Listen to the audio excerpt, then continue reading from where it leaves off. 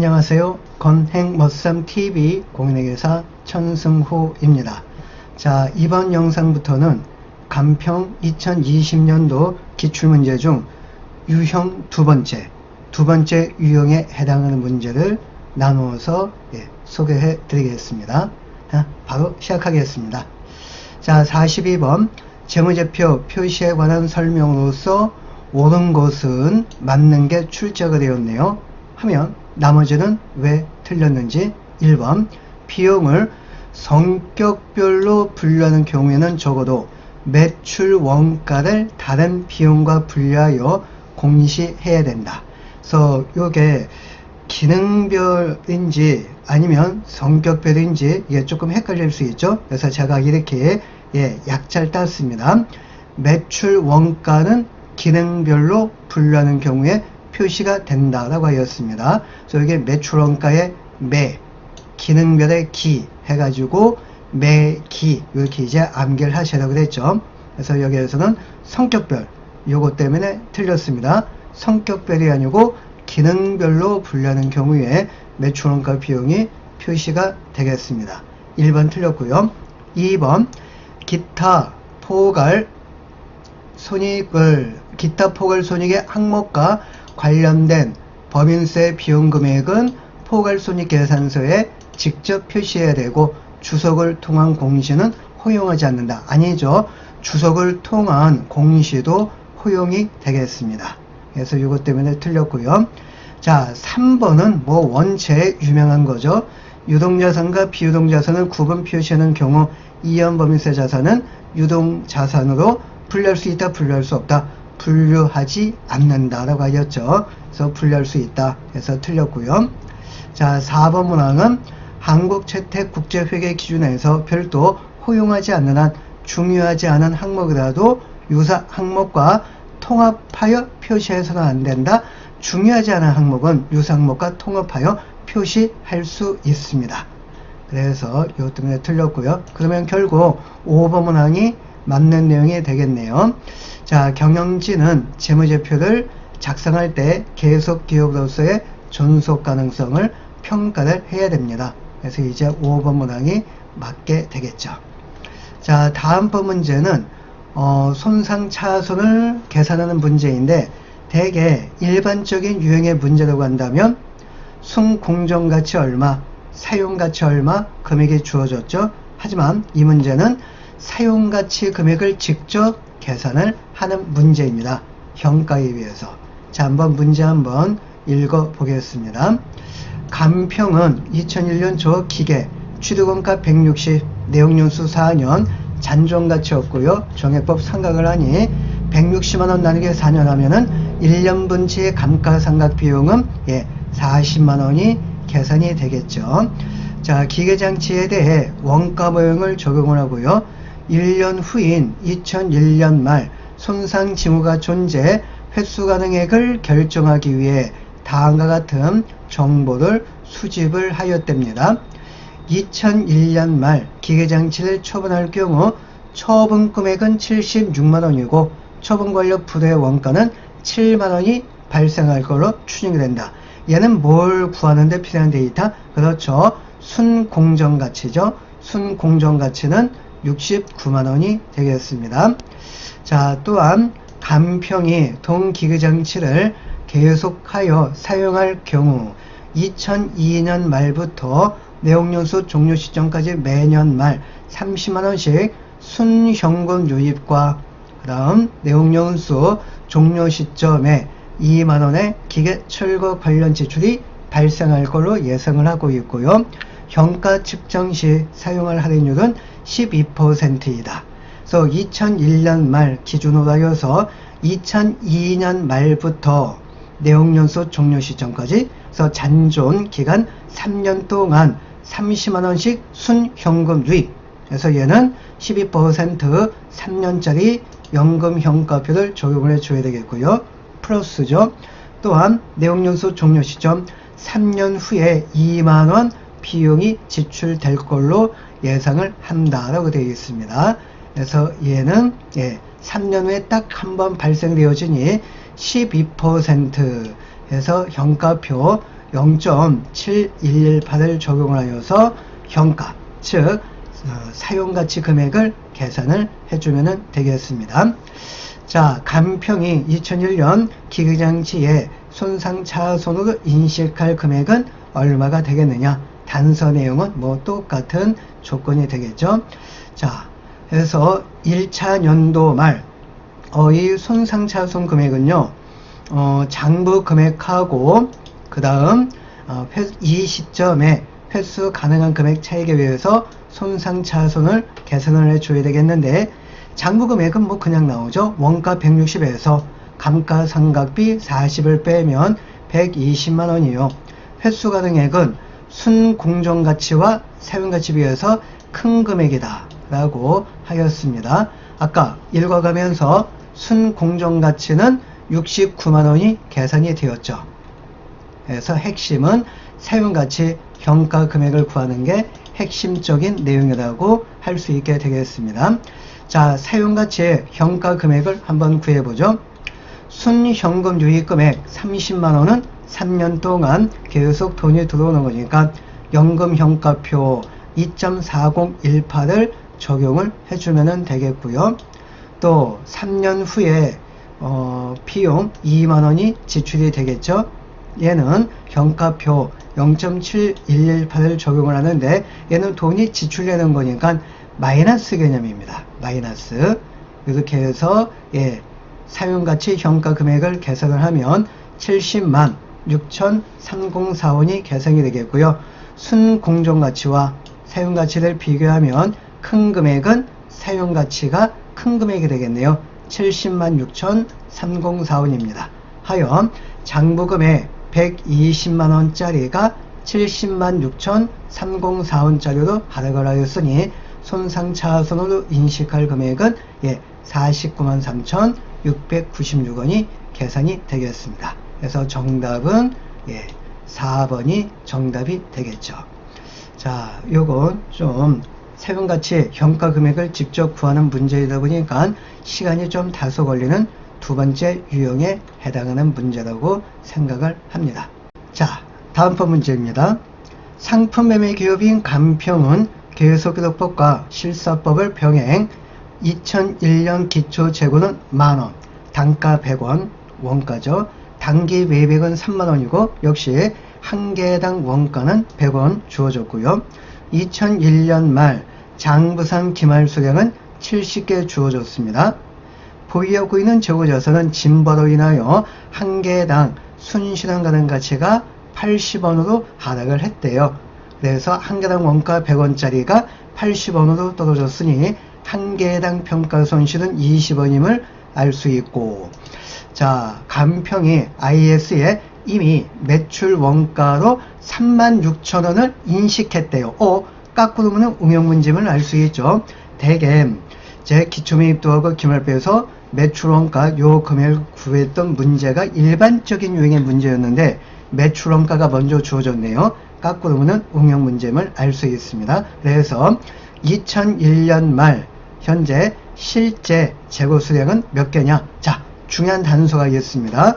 재고, 자산, 감모 손실과 평가 손실은 모두 매출 원가에 포함을 한다라고 되어 있으니 기타 비용으로 처리가 되는 손실은 하나도 없다라는 의미가 되겠지요. 그래서 IS상 기말 재고의 금액이나 실제 저가에 의한 기말 재고액은 일치가 되겠습니다. 왜?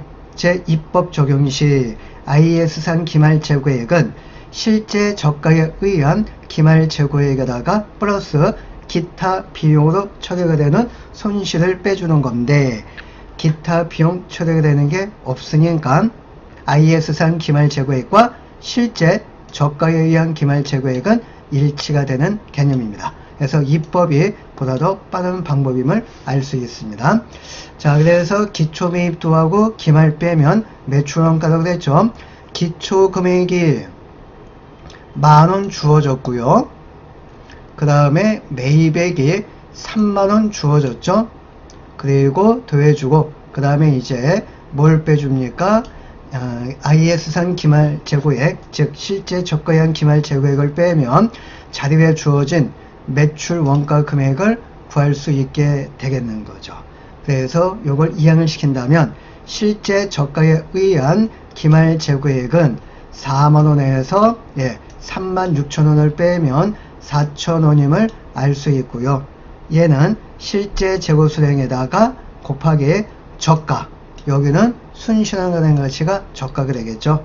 이렇게 해서 곱하기 한 게 4,000원이니 또한 이항을 시킨다면 실제 재고 수량은 50개임을 알 수 있습니다. 그래서 정답은 2번이 정답이 되겠네요. 자, 다음번 문제 넘어가도록 하죠.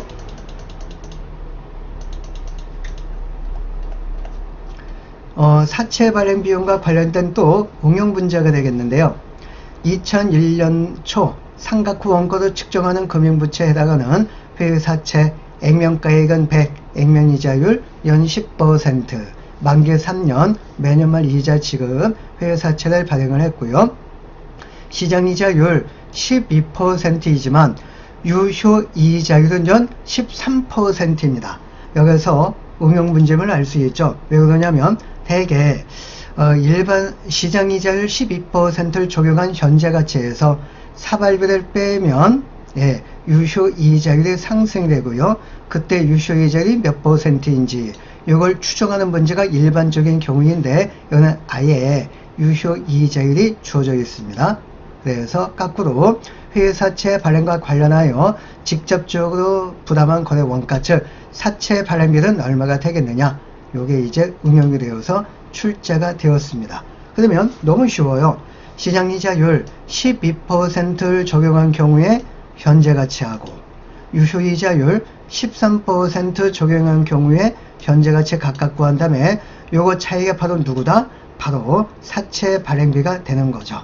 그래서 12% 적용했을 때 현가는 95만 1,980원이고 유효이자율 13% 적용한 경우의 현가는 92만 9,220원이니 요 차액 22,760원이 바로 사발비, 사채 발행비가 되겠습니다. 그래서 1번이 정답이고요. 현가는 다들 아시죠? 액면가액은 그냥 현가표, 그리고 현찰이자, 표시이자, 요거는 연금현가표를 각각 적용하면 요거에 대한 현가 금액을 구할 수 있게 되겠습니다.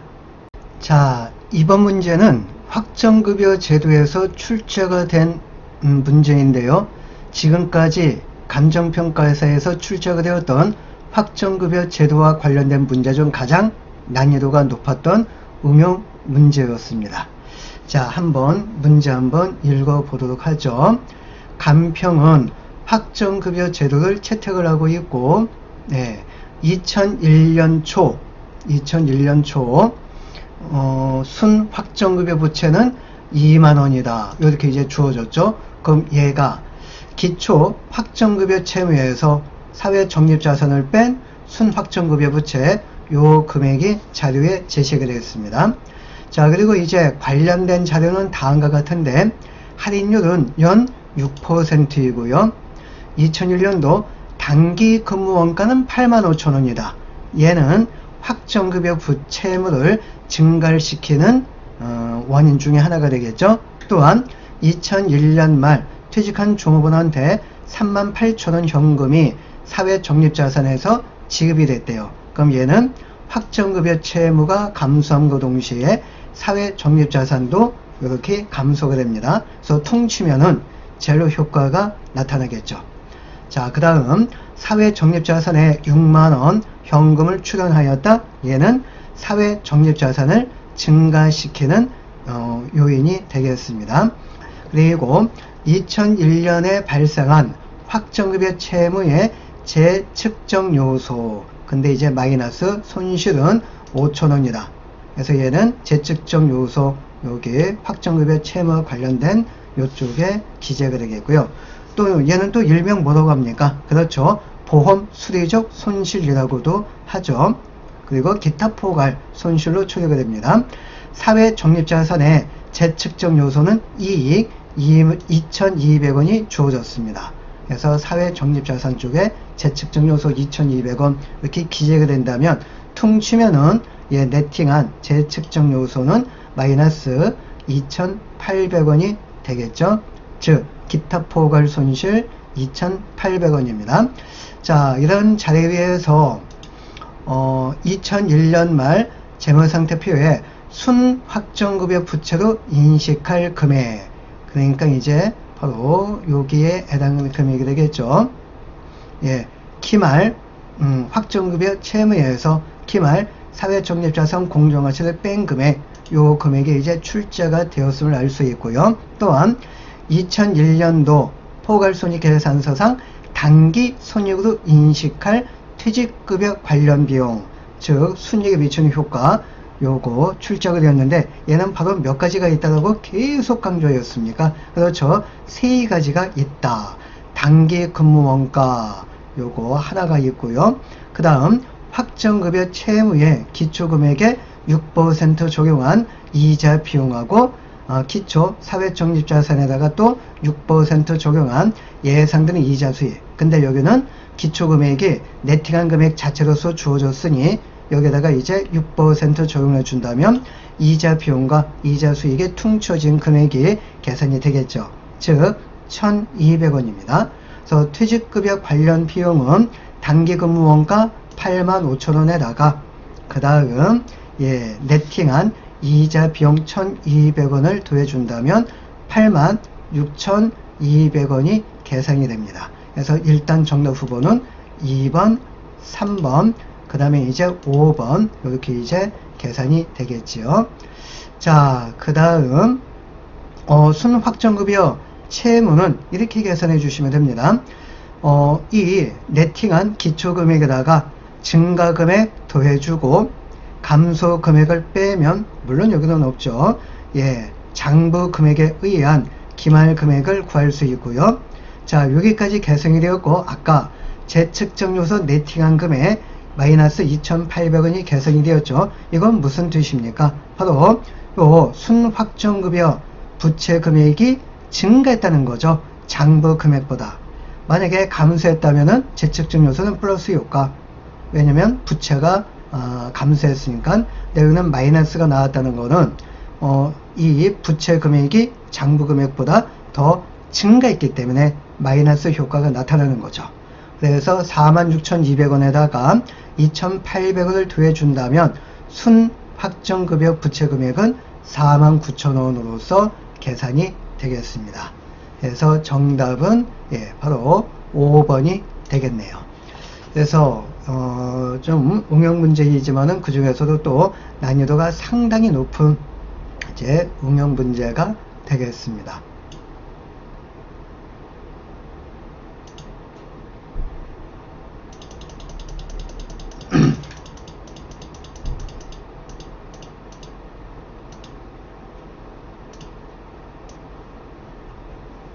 자, 그 다음번 문제로 넘어가도록 하죠. 주식 선택권과 관련된 문제 중에서 역시 시간이 상당히 많이 걸리는 주식 발행 초과금, 여기에 이제 출제가 되었네요. 자, 문제 한번 읽어보겠습니다. 2001년 초 부여일로부터 3년의 용역 제공 조건으로 직원 50명한테 각각 주식 선택권 10개씩 부여하였고 부여율 현재 주식 선택권 1개당 공정가치는 1,000원으로 추정이 되었습니다. 주식 선택권 1개로는 한 주의 주식을 부여받을 수 있고요. 3년간 행사 가능하며 총 35명의 종업원이 주식 선택권을 가득 획득을 하였습니다. 또한 이 중 60%가 주식 선택권 전량을 행사하였다면 주식 발행 초과금은 얼마나 증가가 되겠느냐. 한 주당 액면가액은 5,000원이고 현금 유입금액 한 개당 행사 가격은 7,000원이다. 이렇게 이제 제시가 되고 있네요. 자, 그러면 일단 현금 유입금액은 얼마인지 계산을 한번 이제 해 봐야 되겠죠. 그러면 아까 획득한 종업원 수는 35명이라고 하였고요.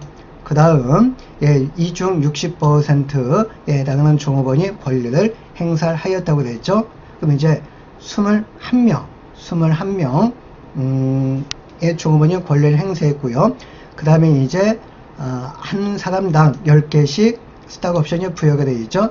그리고 여기에다가, 현금 유입금의 행사 가격은 7,000원이다. 라고, 이렇게 이제 주어졌습니다. 그러면 총 현금 유입금액은 147만원이고, 이 금액이 차변 금액이 꼭 대변 자본 증가 금액과 일치가 되겠습니다. 그래서 차변의 현금 유입금액 147만원이고요. 그 다음 대변 자본금을 이제 또 계산을 해봐야 되겠죠. 여기까지는 계산 산식이 똑같습니다. 35명, 60%, 한 사람당 10개. 근데 자본금을 구할 땐 항상 주당 액면가액을 적용을 시켜줘야 되겠죠. 그래서 주당 액면가액을 적용을 하면 105만 원이 자본금으로서 계산이 되겠습니다. 자, 그 다음에 이제 요 부분이 여러분들이 생각이 나셔야겠는데요. 요건 스탁 옵션을 행사했을 때고, 행사기 직전까지는 대변 쪽에 이제 쭉 어떤 분배가 이루어졌나요? 차변엔 주식 보상 비용, 그리고 대변 쪽엔 주식 선택권이라는 자본 조정 항목으로서 반영이 돼 있겠죠. 이게 3년 동안. 근데 실제 권리를 행사하게 되어진다면 3년분치에 대변에 있던 주식 선택권 누적 금액이 차변 보내가지고 없애줘야 된다라고 하였습니다. 그래서 요 3년분치에 누적된 주식 보상 원가 금액을 구해줘야겠는데, 자, 35명이고요. 그 다음에 이제 60% 똑같고, 한 사람당 10개씩 스탁 옵션이 부여가 되어 있다라고 주어졌죠. 그리고 난 다음에 한 개당 주식 선택권의 공정가치를 바로 적용을 해준다면, 뭐 3분의 3은 하나만 하고요. 그럼 이제 3년분치 누적된 대변 쪽에 주식 선택권 금액을 구할 수 있습니다. 이렇게 구해주면은 대변 쪽 3년치 누적 금액은 21만원이고, 행사가 되었으니까 차변 쪽 보내가지고 없애주게 되겠습니다. 그래서 이렇게 해서 대차 비교에 의한다면 주식 발행 초과금, 즉 주발초는 21만 원으로서, 아이고, 요거 계산이 잘못됐네요. 63만원입니다. 63만 원으로서 계산이 되겠네요. 그래서 정답은 1번이 정답이 되겠습니다. 자, 다음번 문제는 정부 보조금에 대한 변형된 문제입니다. 즉, 우리가 지금까지 많이 공부했던 일반론적인 정부 보조금 문제가 아니고요. 변형 문제로서 2020년도에 딱 한 번만 출제가 되었던 변형된 정부 보조금 문제입니다. 2001년 초 지방자치 단체로부터 무이자 조건의 자금 10만원을 차입을 하여 기계장치를 취득하는 데 전부 사용을 했는데요. 자, 요 내용을 보니까 이 차입금은 2004년 말 전액 일시에 상환하기도 하였고, 취득한 기계장치는 취득원가 10만원이고 내용연수 4년 잔존가치 없이 정액법에 의해서 상각한다.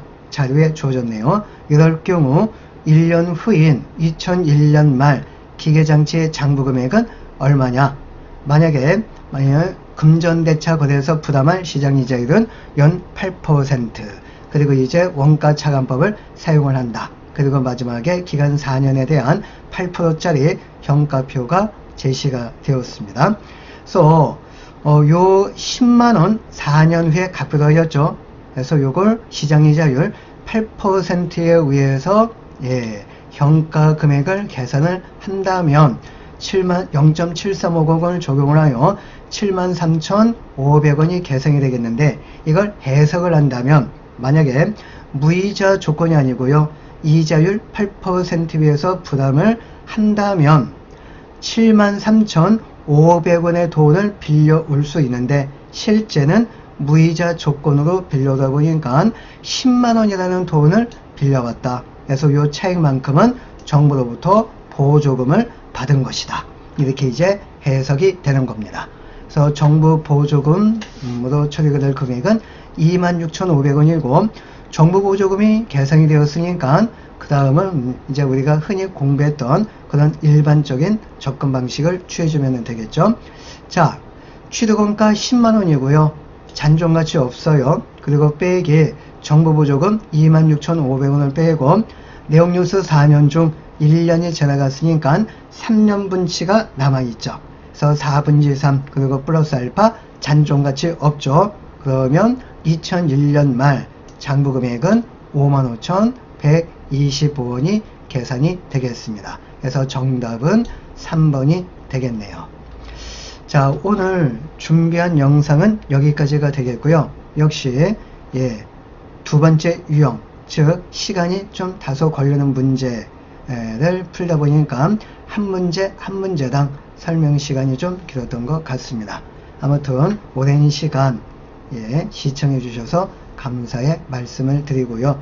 다음번 영상에 이어서 계속 두 번째 유형에 해당하는 문제를 소개를 해 드리도록 하겠습니다. 감사합니다.